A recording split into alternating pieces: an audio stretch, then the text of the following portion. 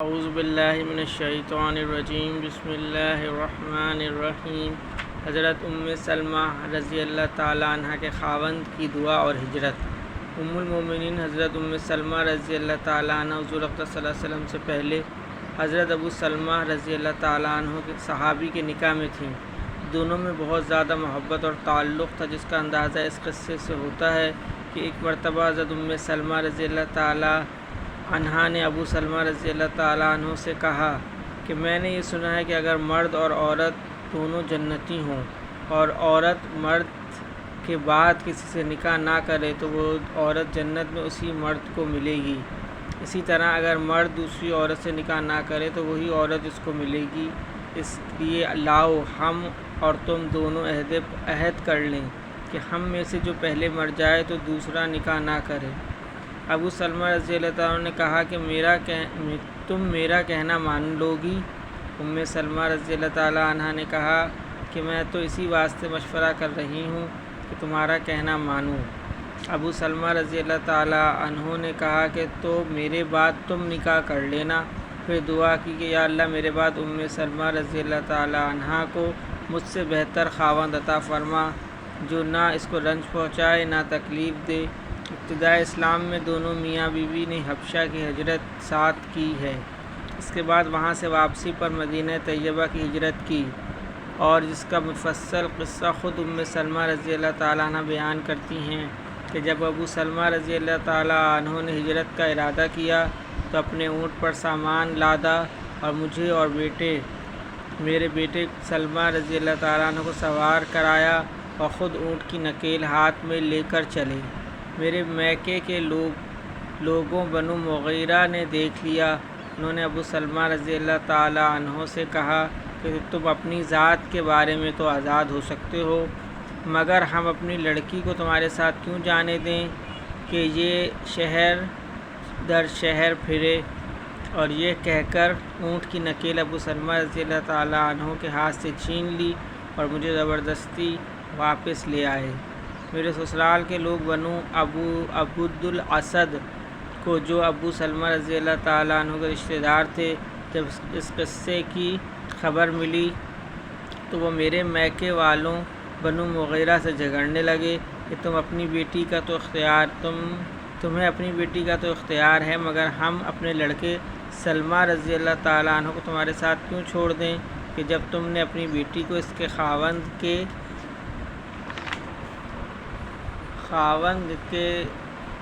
پاس نہیں چھوڑا؟ اور یہ کہہ کر میرے لڑکے سلمہ رضی اللہ تعالیٰ عنہ کو بھی مجھ سے چھین لیا۔ اب میں اور میرا لڑکا اور میرا شوہر تینوں جدا جدا ہو گئے۔ خاوند تو مدینہ چلے گئے اور میں اپنے میکے میں رہ گئی اور بیٹا اپنے ددیال میں پہنچ گیا۔ میں روز میدان میں نکل جاتی اور شام تک رویا کرتی۔ اسی طرح پورا 1 سال مجھے روتے گزر گیا۔ نہ میں خاوند کے پاس جا سکی، نہ بچہ مجھے مل سکا۔ ایک دن میرے ایک چچا زاد بھائی نے میرے حال پر ترس کھا کر اپنے لوگوں سے کہا کہ تمہیں اس مسکینہ پر ترس نہیں آتا کہ اس کو بچہ اور خاوند سے تم نے جدا کر رکھا ہے، اس کو کیوں نہیں چھوڑ دیتے؟ غرض میرے چچا زاد بھائی نے یہ سن کر اس بات پر ان سب کو راضی کر لیا۔ انہوں نے مجھے اجازت دے دی کہ تو اپنے خاوند کے پاس جانا چاہتی ہے تو چلی جا۔ یہ دیکھ کر بنو عبد الاسد نے بھی لڑکا دے دیا۔ میں نے ایک اونٹ تیار کیا اور بچہ گود میں لے کر اونٹ پر تنہا سوار ہو کے مدینے کو چل دی۔ 3-4 میل چلی تھی کہ تنعیم میں عثمان بن طلحہ مجھے ملے۔ مجھ سے پوچھا کہ اکیلی کہاں جا رہی ہو؟ میں نے کہا اپنے خاوند کے پاس مدینہ جا رہی ہوں۔ انہوں نے کہا کوئی تمہارے ساتھ نہیں؟ میں نے کہا اللہ کی ذات کے سوا کوئی نہیں ہے۔ انہوں نے میرے اونٹ کی نکیل پکڑی اور آگے آگے چل دیے۔ خدا پاک کی قسم مجھے عثمان سے زیادہ شریف آدمی کوئی نہیں ملا۔ جب اترنے کا وقت ہوتا تو وہ میرے اونٹ کو بٹھا کر خود علیحدہ درخت کی آڑ میں ہو جاتے، میں اتر جاتی، اور جب سوار ہونے کا وقت ہوتا تو اونٹ کو سامان وغیرہ لاد کر میرے قریب بٹھا دیتے، میں اس پر سوار ہو جاتی اور وہ آ کر اس کی نکیل پکڑ کر آگے آگے چلنے لگتے۔ اسی طرح ہم مدینہ منورہ پہنچے۔ جب قبا میں پہنچے تو انہوں نے کہا کہ تمہارا خاوند یہی ہے۔ اس وقت تک ابو سلمہ رضی اللہ تعالی عنہ قبا ہی میں مقیم تھے۔ عثمان مجھے وہاں پہنچا کر خود مکہ مکرمہ واپس ہو گئے۔ پھر کہا کہ خدا کی قسم عثمان بن طلحہ سے زیادہ کریم اور شریف آدمی میں نے نہیں دیکھا، اور اس سال میں جتنی مشقت اور تکلیف میں نے برداشت کی شاید ہی کسی نے کی ہو۔ فائدے میں حضرت فرماتے ہیں اللہ پر بھروسے کی بات تھی کہ تنہا ہجرت کے ارادے سے چل دیں۔ اللہ جل شانہ نے اپنے فضل سے ان کی مدد کا سامان مہیا کر دیا۔ جو اللہ پر بھروسہ کر لیتا ہے اللہ جل شانہ اس کی مدد فرماتا ہے۔ بندوں کے دل اس کے قبضے میں ہیں۔ ہجرت کا سفر اگر کوئی محرم نہ ہو تو تنہا بھی جائز ہے، بشرط یہ کہ ہجرت فرض ہو، اس لیے ان کے تنہا سفر پر شرعی اشکال نہیں۔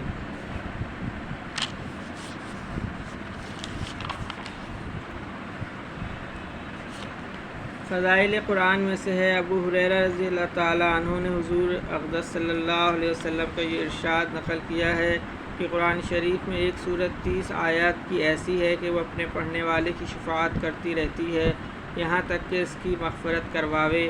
وہ سورہ تبارک الذی ہے۔ سورہ تبارک الذی کے متعلق ایک روایت میں حضور صلی اللہ علیہ وسلم کا ارشاد آیا ہے کہ میرا دل چاہتا ہے کہ یہ صورت ہر مومن کے دل میں ہو۔ ایک روایت میں ہے کہ جس نے سورہ تبارک الذی اور الف لام سجدہ کو مغرب اور عشاء کے درمیان پڑھا گویا اس نے لیلۃ القدر میں قیام کیا۔ ایک روایت میں ہے کہ جس نے ان دونوں صورتوں کو پڑھا اس کے لیے 70 نیکیاں لکھی جاتی ہیں اور 70 برائیاں دور کی جاتی ہیں۔ ایک روایت میں ہے کہ جس نے ان دونوں صورتوں کو پڑھا اس کے لیے عبادت لیلۃ القدر کے برابر ثواب لکھا جاتا ہے۔ ترمذی رحمہ اللہ نے ابن عباس رضی اللہ تعالیٰ عنہ سے نقل کیا ہے کہ بعض صحابہ رضی اللہ تعالیٰ عنہ نے ایک جگہ خیمہ لگایا۔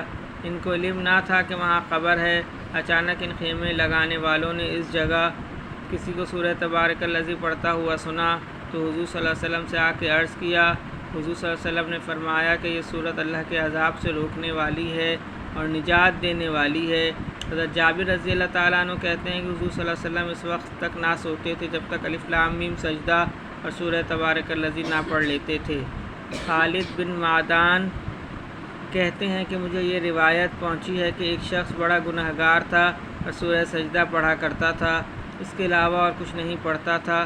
اس صورت نے اپنے پر اس شخص پر پھیلا دیے کہ اے رب یہ شخص میری بہت تلاوت کرتا تھا۔ اس کی شفاعت قبول کی گئی اور حکم ہو گیا کہ ہر خطا کے بدلے میں ایک نیکی لکھ دی جائے۔ خالد بن معدان رضی اللہ تعالیٰ عنہ یہ بھی کہتے ہیں کہ یہ صورت اپنے پڑھنے والے کی طرف سے قبر میں جھگڑتی ہے اور کہتی ہے کہ اگر میں تیری کتاب میں سے ہوں تو میری شفاعت قبول کر، ورنہ مجھے اپنی کتاب سے مٹا دے، اور بمنزلہ پرندہ کے بن جاتی ہے اور اپنے پر میت پر پھیلا دیتی ہے اور اس پر عذاب قبر ہونے سے مانع ہوتی ہے، اور یہی سارا مضمون وہ تبارک الذی کے بارے میں بھی کہتے ہیں۔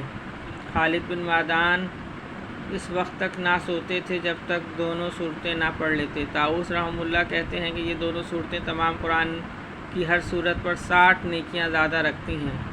عذاب قبر کوئی معمولی چیز نہیں۔ ہر شخص کو مرنے کے بعد سب سے پہلے قبر سے سابقہ پڑتا ہے۔ حضرت عثمان رضی اللہ تعالیٰ عنہ جب کسی قبر پر کھڑے ہوتے تو اس قدر روتے کہ ریش مبارک تر ہو جاتی۔ کسی نے پوچھا کہ آپ جنت و جہنم کے تذکرے سے بھی اتنا نہیں روتے جتنا قبر سے؟ آپ نے فرمایا میں نے نبی کریم صلی اللہ علیہ وسلم سے سنا ہے کہ قبر منازل آخرت میں سب سے پہلی منزل ہے۔ جو شخص اس کے عذاب سے نجات پا لے آئندہ کے واقعات اس کے لیے سہل ہو جاتے ہیں، اور اگر اس سے نجات نہ پائے تو آنے والے حوادث اس سے سخت ہوتے ہیں۔ نیز میں نے یہ بھی سنا ہے کہ قبر سے زیادہ متحوش کوئی منظر نہیں۔ اللہم احفظنا منہ بفضلک و منک۔